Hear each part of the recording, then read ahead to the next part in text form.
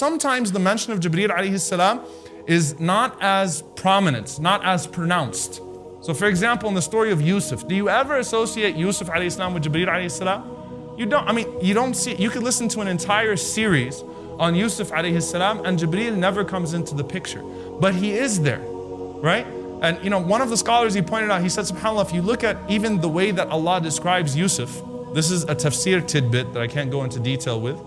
Allah says about Musa alayhi salam, فَلَمَّا بَلَغَ أَشُدَّهُ وَاسْتَوَى آتَيْنَاهُ حُكْمًا وَعِلْمًا. That when Moses, peace be upon him, reached his age of maturity, wastawa, which according to most of the scholars is 40 years old, meaning at that moment, that's when Allah subhanahu wa ta'ala gave him knowledge and wisdom. Okay, Allah subhanahu wa ta'ala gave him those things done. His prophethood started when he was at that stage of maturity. Yusuf alayhi salam, the ayah says, فَلَمَّا بَلَغَ أَشُدَّهُ آتَيْنَاهُ حُكْمًا وَعِلْمًا. When he reached his age of maturity, we gave him wisdom and knowledge, to show that Yusuf's prophethood started at a much earlier age. His journey with Allah and with Jibreel alayhi salam starts at a much earlier age.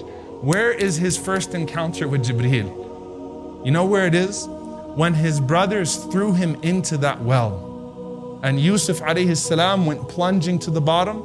He landed in the hands of a man that he's never seen before. Jibreel alayhi salam. Jibreel caught him to make sure that the fall was not too harsh on him.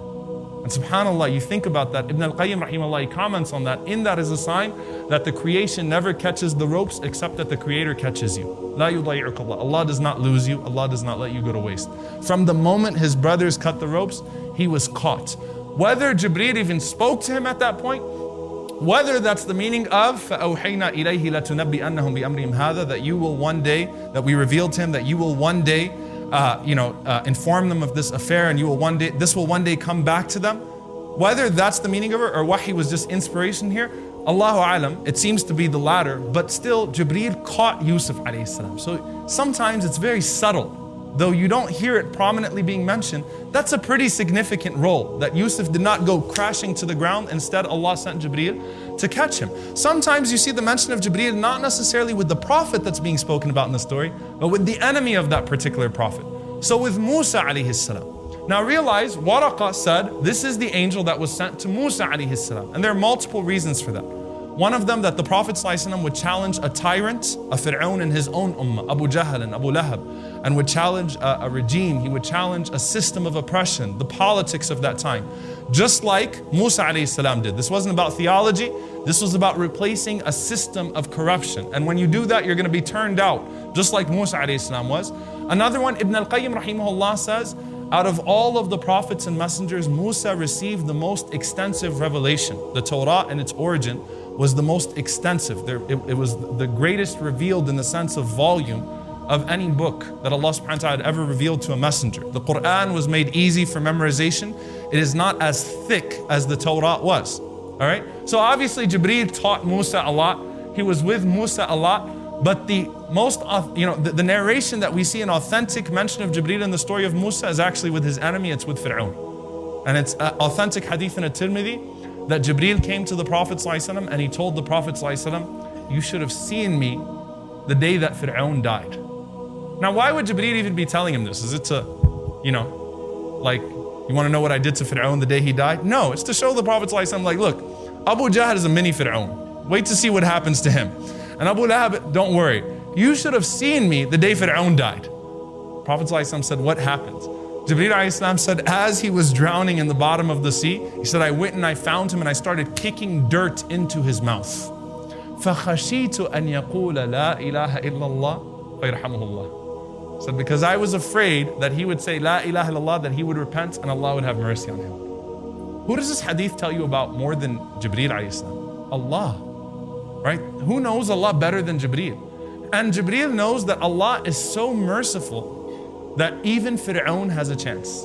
And he was afraid that with that one moment of repentance, Allah would void all of those years of corruption and tyranny. And by the way, I know that, we like to compare modern day dictators to Firaun, rightfully so, but Firaun is the worst, right? You've got to understand that. I know, and this is the consensus of the scholars, right? That Firaun is the worst human being. I mean, he combines all of the worst qualities in a person that's ever been created, through mankind. He's here. right? And he's the worst of them all. And a lot of times people say, well, this dictator is worse than Firaun. No, he's not worse than Firaun. Sisters come up and they're like, my husband's worse than Firaun. And I'm like, a sister once told me that before, and I was like, dude, your husband's gonna cut you up into pieces.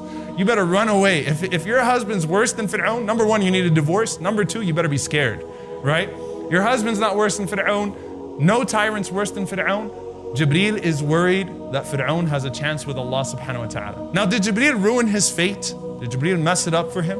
No, Allah told Jibreel after that, Ya Jibreel, وَعِزَّتِي وَجَلَالِي, I swear by my glory and my honor that لَوْ اسْتَغَاثَنِي وَاسْتَغْفَرَنِي غَفَرْتُ لَهُ. If he would have sought forgiveness from me sincerely, I still would have forgiven him.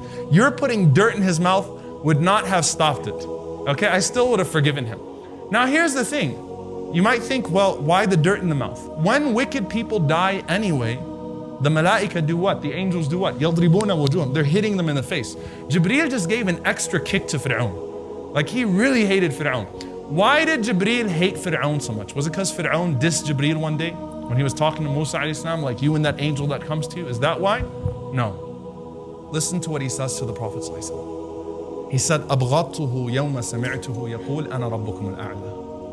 I hated him the day I heard him say, I am your Lord the Most High. When Firaun had the audacity to stand up and say, I am your Lord the Most High, the hatred that Jibreel developed for Firaun was unprecedented.